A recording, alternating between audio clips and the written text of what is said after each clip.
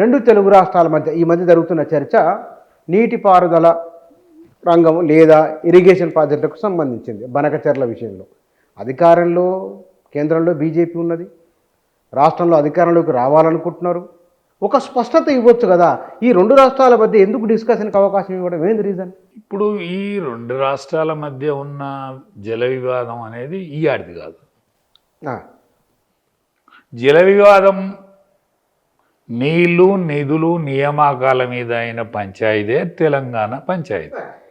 దాని పునాది అది. అవును, అది అంత తొందరగా పోద్దా? అంటే ఇప్పుడు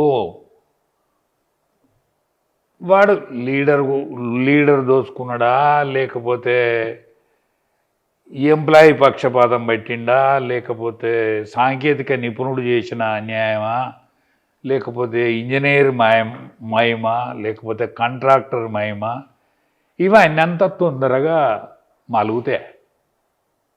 10 సంవత్సరాల కాలం కేసీఆర్ రాజ్యం, అక్కడ జగన్మోహన్ రెడ్డిదే రాజ్యం. కేసీఆర్ కాలంలో చంద్రబాబు నాయుడు ఉన్నాడు, జగన్మోహన్ రెడ్డి ఉన్నాడు, ఇద్దరు ఉన్నారు. ఒకప్పుడు ఆయన, ఒకప్పుడు ఇద్దరు ఉన్నారు. మూడో టర్మ్ కూటమి, మీరు తెలుగుదేశం కలిపి అక్కడ. అయితే ఇప్పుడు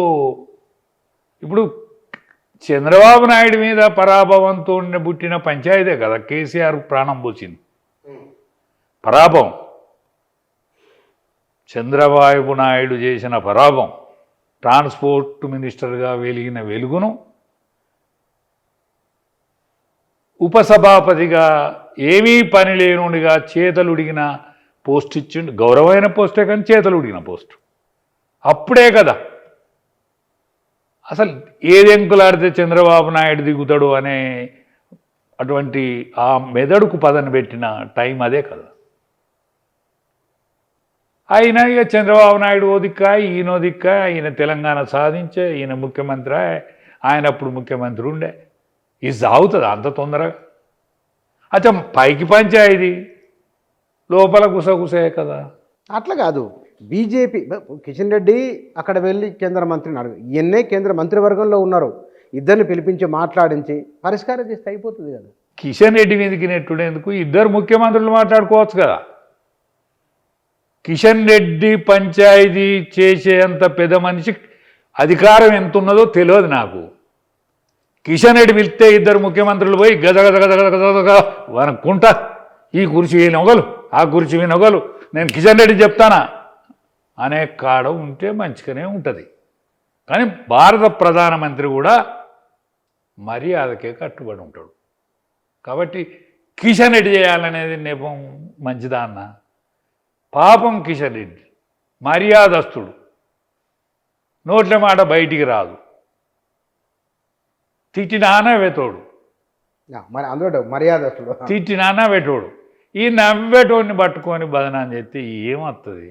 ఇద్దరు ముఖ్యమంత్రులు బ్రహ్మాండమైన ముఖ్యమంత్రులే. అచ్చా ఇప్పుడున్న ముఖ్యమంత్రి, ఆ ముఖ్యమంత్రికి చాలా సయోధ్య ఉన్న ముఖ్యమంత్రి, అంతకంటే ఉన్న ముఖ్యమంత్రి, వాళ్ళిద్దరూ సయోధ్యలు ఉన్నోళ్ళే, వాళ్ళిద్దరు దోస్తులే. ఎన్టీ రామారావు బొండిగా వీసుకేదాంట్లో వాళ్ళిద్దరు ఒక్కటే. మళ్ళీ ఏదో చిన్న పంచాయతీ వచ్చి పొత్తుల గట్లాటోళ్ళకి పంచాయతీ వచ్చి ఈయన తెలంగాణ ఎవడెవడు పోరాడతాడు, ఎవడెవరు లొల్లి పెడతాడు, నక్సలైట్లు లొల్లి పెడతాడా, బీజేపీ వాళ్ళు లొల్లి పెడతాడా, ఉద్యోగస్తులు లొల్లి పెడతాడా, లేకపోతే వాళ్ళు ఎంప్లాయీస్ లొల్లి పెడతాడా, లేకపోతే విద్యార్థులు ఒకమా, ఇవన్నీ ఎంకులాడుకొని అది కాంగ్రెస్ మన ఏది బీజేపీ తీర్మానం చేసింది, వాడు ఎవడు మన నక్సలైట్ నాయకుడు సాయిబాబా గారు తీర్మానం చేసుకొచ్చిండు, పులగాలలో వెళ్ళి నడుతాను, ఇళ్ళ వస్తే మంచుకుంటుందా? ఇది మంచిగానే మసులుతానట్టున్నది, మసిలే దాంట్లో నేను కూడా పోయి ఇంట్లో జాయిన్ అయితే మంచుకుంటుందా అని ఏదో ఆనాటి పంచాయతీ ఆయనకు అక్కడికి వచ్చింది. ఇక చంద్రబాబు నాయుడును దించినా, రాజశేఖర రెడ్డి ఎక్కినా మళ్ళాడికి పోయి ఆయనకు పెత్తనం వచ్చింది.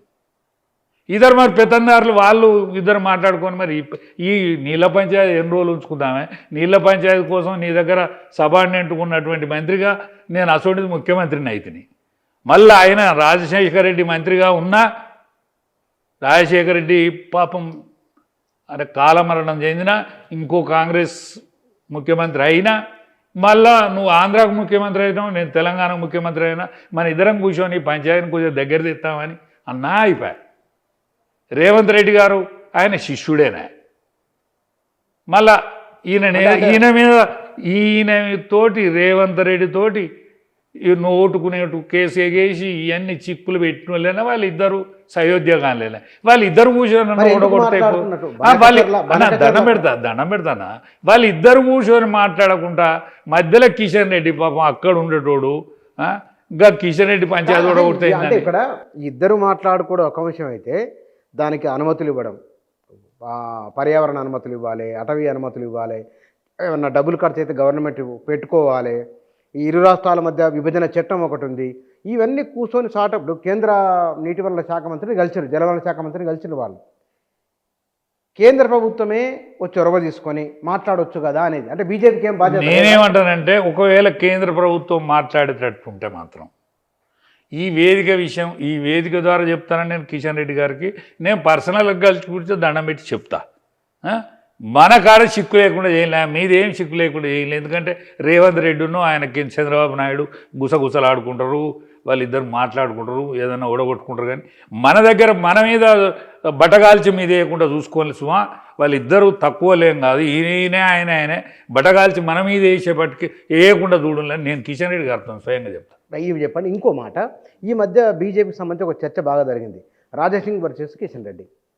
నేను రాజాసింగ్ అంత సీనియర్ను కాదు అని, లేకపోతే ఆయన ఒక అసమ్మతి చాలా బలంగా ఉన్నట్లు ఉన్నది కదా. ఒక్కటే రాజాసింగ్ మా దానిలో బియ్యంలా అంటాడు, బియ్యంలా అంటాడు.